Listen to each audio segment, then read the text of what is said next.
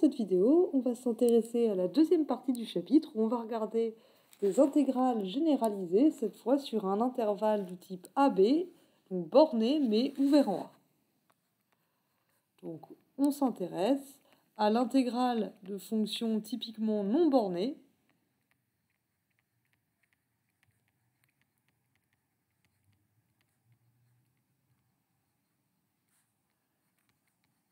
donc des fonctions typiquement qui vont être définies sur l'intervalle ouvert AB mais qui ne vont pas être définies en A.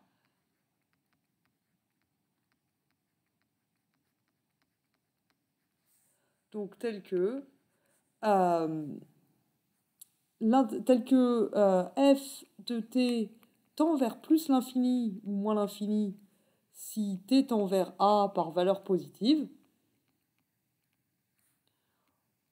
ou tel que t n'a pas de limite, f de t n'a pas de limite quand t tend vers a. Pas de limite à droite en a.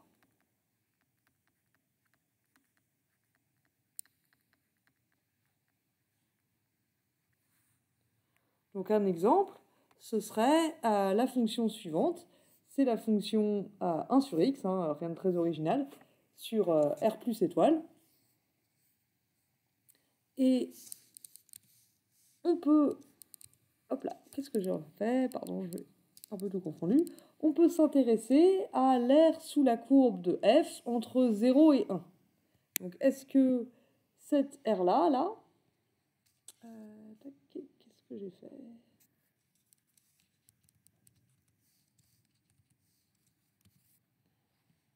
Pardon, j'ai tout cassé.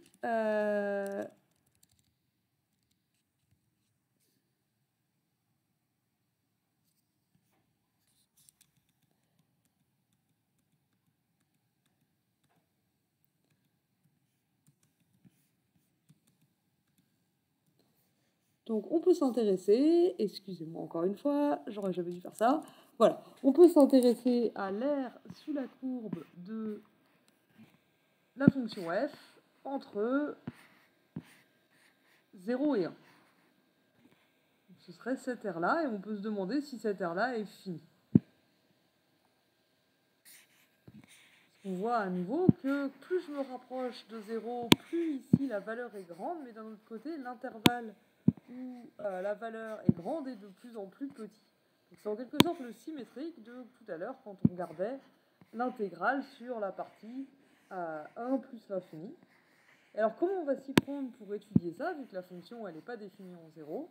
Ce qu'on va faire, c'est qu'on va calculer l'intégrale sur A sur C1, où C c'est une constante plus grande que 0 et plus petite que 1. Et ensuite on va faire tendre C vers 0 par valeur supérieure, et on va regarder s'il y a une limite quand C tend vers 0. Donc ça va être plus ou moins le symétrique de ce qu'on a fait pour les intervalles A plus l'infini. Alors pour qu'on puisse faire ça, c'est exactement comme pour le cas précédent.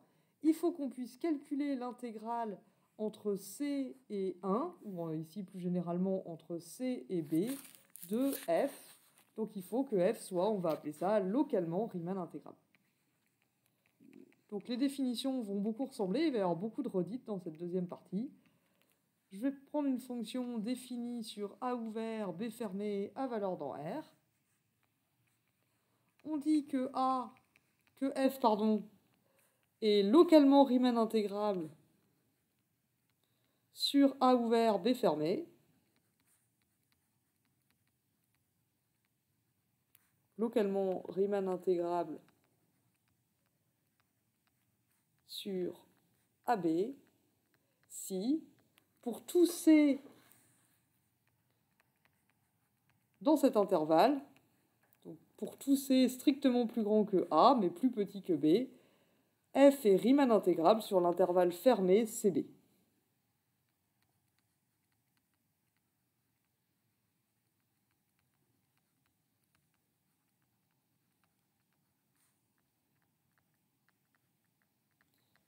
On va noter, sans grande surprise, R log de AB, l'ensemble des fonctions localement Riemann intégrables sur cet intervalle. Donc, R log de A ouvert, B fermé. et l'ensemble des fonctions localement Riemann intégrables sur cet intervalle.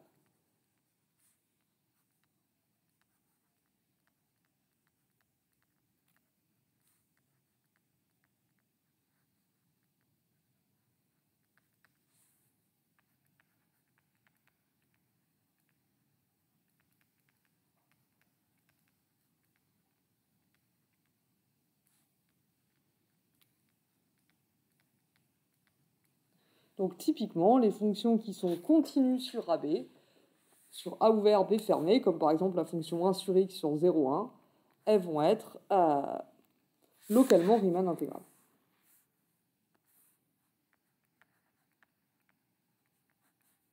Si f est continue sur l'intervalle ouvert AB, alors elle est localement Riemann intégrable sur cet intervalle.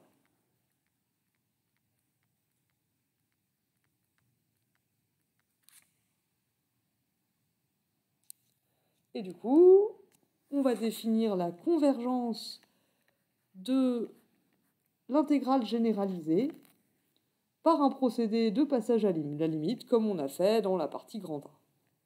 Donc on dit que l'intégrale généralisée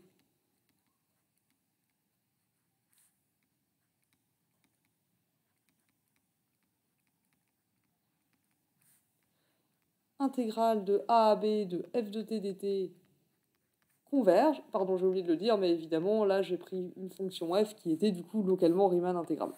Je vais le noter pour que le cours écrit soit complet, mais je pense que vous en doutiez.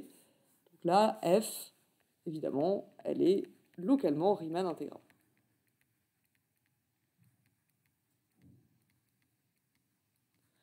Donc on dit que l'intégrale généralisée de A à B de f de t dt converge si donc l'intégrale de C à B de f de t dt a une limite dans R quand C tend vers A par valeur supérieure.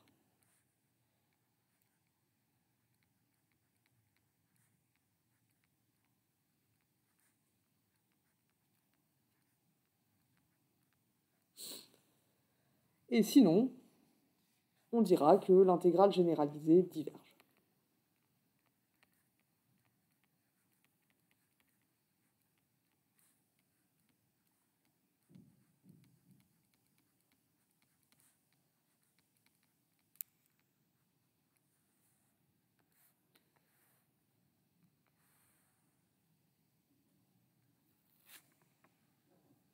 Alors, faisons un exemple.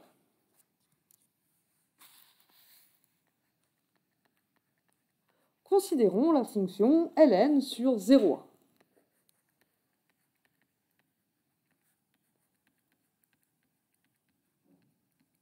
La fonction ln, elle est définie sur 0,1, elle est négative.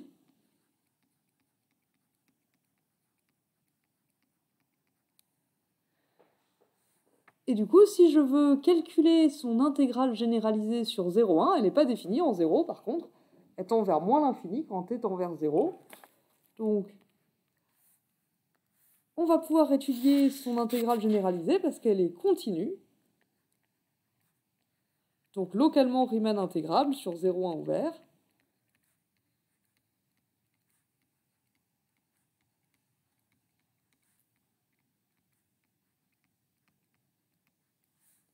Et pour tous ces plus grands que 0 mais plus petits que 1, du coup, on peut calculer l'intégrale entre c et 1 de f de t dt,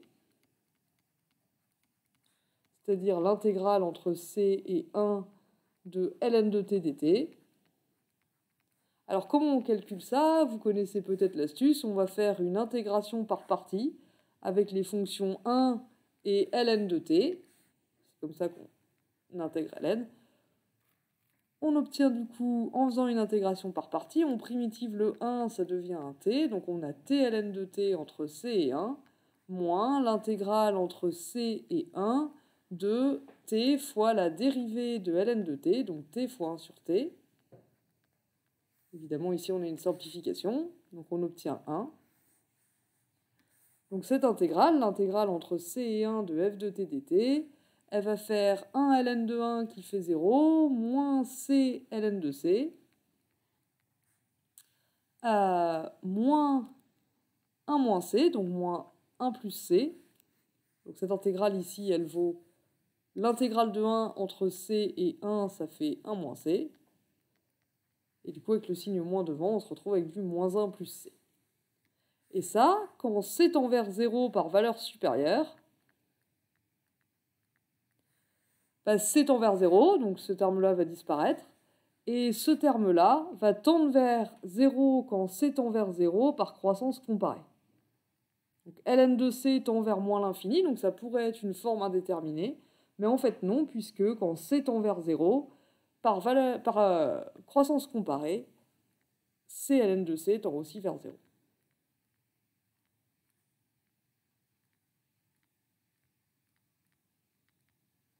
Donc tout cette intégrale tend vers moins 1 quand c tend vers l'infini.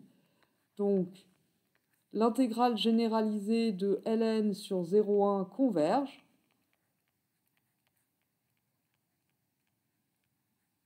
Et elle vaut moins 1. J'aurais dû mettre la ligne en dessous. J'ai mal regardé. Hop là, pardon.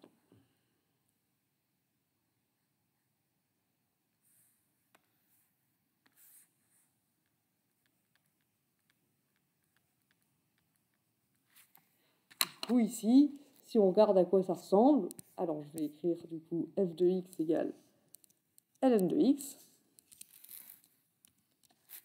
Donc on voit ici que c'est une fonction négative. Et si je fais tendre, donc je calcule l'intégrale entre t et 1, et je fais tendre t vers 0, et on voit que la valeur de l'intégrale ici va tendre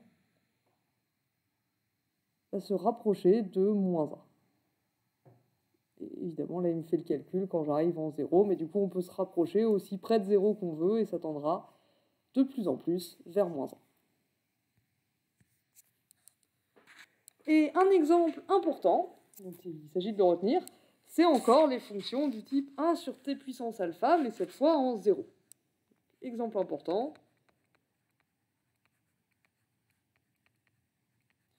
On prend un alpha réel, et on va regarder l'intégrale de f de 1 sur t puissance alpha. Donc f alpha de t, ça va être 1 sur t puissance alpha, et cette fois, on va regarder cette fonction sur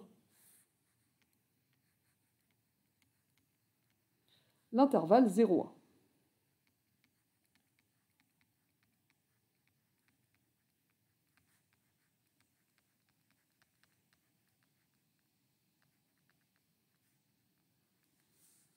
Donc après avoir posé un réel alpha.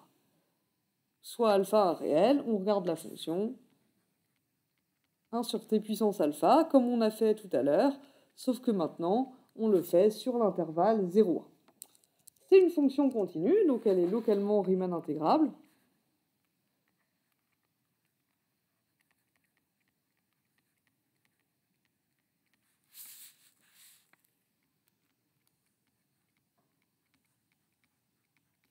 Sur son intervalle de définition 0,1. Et pour tous ces plus grands que 0 et plus petits que 1, je peux donc calculer l'intégrale entre c et 1 de f alpha de t dt, donc l'intégrale entre c et 1 de 1 sur t puissance alpha dt. La primitive de ça, elle n'a pas changé depuis tout à l'heure. La primitive de 1 sur t puissance alpha, c'est toujours... Hop là. Qu'est-ce que j'ai fait?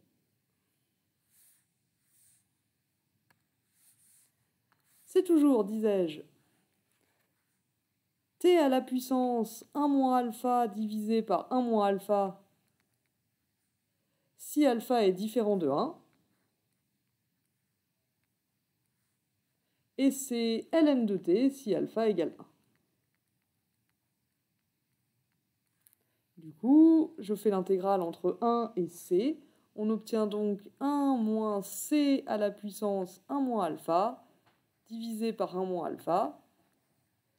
et ln de 1 moins ln de c, qui nous fait juste moins ln de c, si alpha égale 1.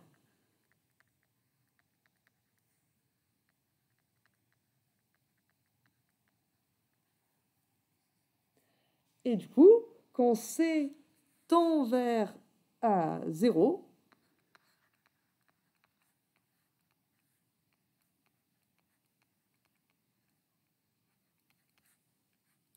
qu'est-ce qui se passe? Alors ici, on voit que si alpha est plus grand que 1 moins alpha est négatif, donc c à la puissance 1 moins alpha va tendre vers 0 va tendre vers plus l'infini, pardon, quand c tend vers 0. Donc si alpha est plus grand que 1 moins alpha c'est négatif, c a une puissance négative, quand c tend vers 0, ça explose. Donc là, on va avoir c à la puissance 1 moins alpha qui tend vers plus l'infini, si alpha est plus grand que 1.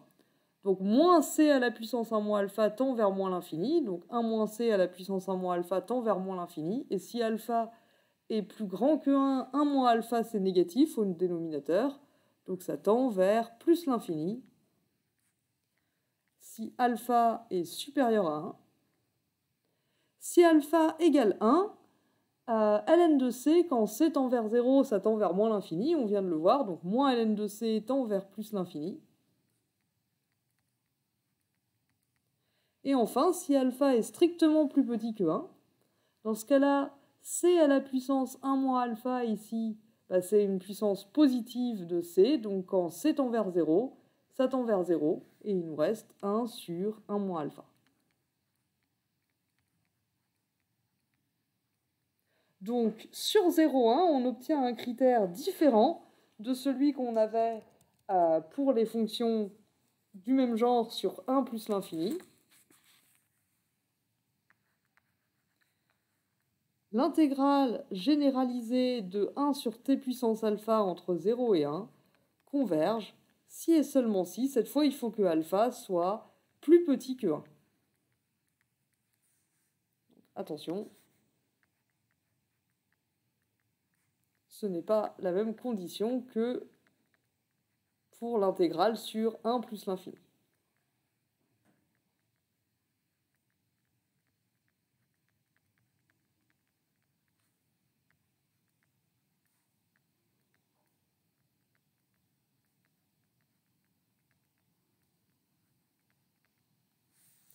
Donc pour l'intégrale sur 1 plus l'infini, il fallait que alpha soit plus grand que 1 pour que l'intégrale converge. Et sur 0,1, il faut que alpha soit plus petit que 1.